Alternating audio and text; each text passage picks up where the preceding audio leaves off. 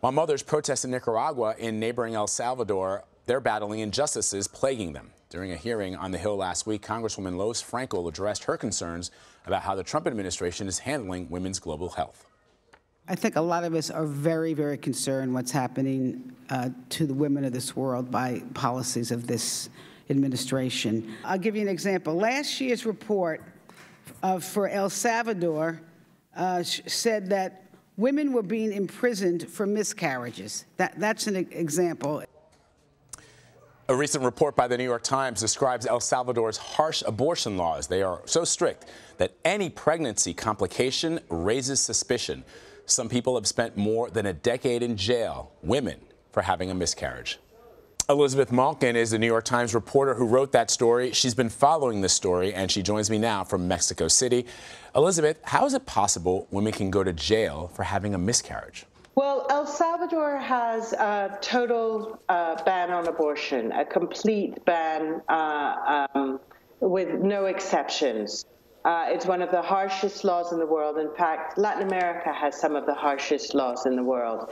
But for some reason, the rhetoric surrounding this has created a suspicion in any case where women, where pregnancy doesn't end in a healthy baby, isn't brought to term,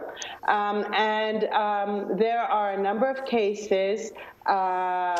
Originally, 17 women were identified as serving terms for aggravated homicide after suffering miscarriages. It's now more than 20. These cases are being fought on appeal one by one. Or sometimes women are winning pardons or the sentences are being overturned. But it is this very harsh environment that affects poor women. Let's say we're not talking about every woman. We are talking about women who are poor, who lose their babies at home, without witnesses, and often suffer bleeding, severe health consequences, end up in the hospital, and are handcuffed and convicted.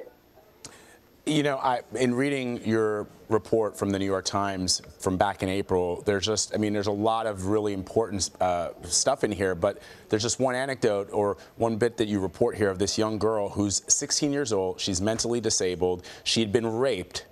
She arrives at this hospital, and the doctors can't do anything for her because of these laws. She ultimately is able to have the baby, who's born 2 months premature, and is going to have developmental problems, and they are extremely poor. So it just begs the question, why is a young girl like that unable to do anything other than to deliver this baby who is going to suffer in life, just as the mother has suffered already in her short 16 years on Earth?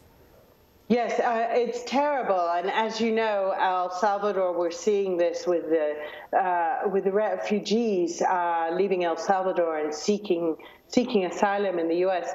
El Salvador suffers from incredible rates of violence, gang violence, and one element of that is rape. So this is a problem that's compounded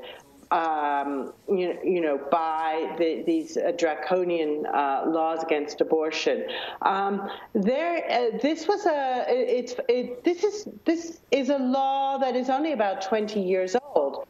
Previously, there were exceptions made that permitted abortion, but El Salvador until recently had very conservative governments, and there was an alliance with the Catholic Church, which is very strong in El Salvador, to push forward these very strong laws. The Supreme Court has argued that at some point the laws, protecting the right of the mother to the right of life for the mother is in conflict with these anti-abortion laws, that there has to be some resolution to this conflict. proposals were put forward in the legislature. However, they didn't pass, and a new, more conservative Congress just took office at the beginning of May. So it looks like there isn't going to be a legislative solution anytime soon, where abortion rights groups may be able to now work and make some change. It's working with doctors, with hospitals, in trying to kind of create a situation where, you know, women's lives and their right to a healthy pregnancy and a healthy life is respected more than it is under the current situation. Yeah, I mean, you know, just last week, as you know, Ireland voted to repeal their abortion ban. There are 2 bills that have been proposed in El Salvador. The question, I guess, is you point out that there may not be a legislative solution, but do any of these 2 bills at least provide a framework for coming to some kind of resolution? I think what happened is this big push at least brought the issue out into the open and brought a lot of people who were on the sidelines, young professional women, you know, women in a position to really speak out, students, to it brought them into the debate. And so I think this debate is going to continue now and perhaps gain a more currency in the coming years. There were 2 bills. One bill proposed 4 exceptions to the ban, which would have been cases of rape of a minor, of an adult, obviously when the mother's life and health are threatened.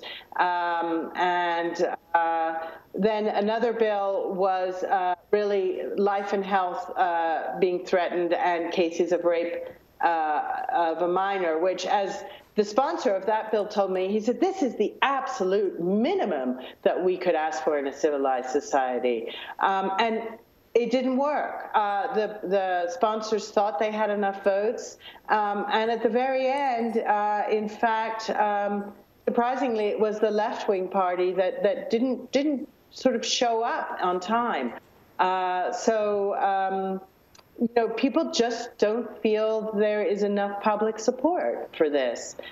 So there needs to be a much, much stronger push, you know, in the media, with marches, working with doctors, really preparing the groundwork for a new move later on. Elisabeth Malkin, New York Times reporter, you've done some reporting on this. Thank you so much for sharing it with us here on CBS News. We appreciate it. Thanks very much for inviting me.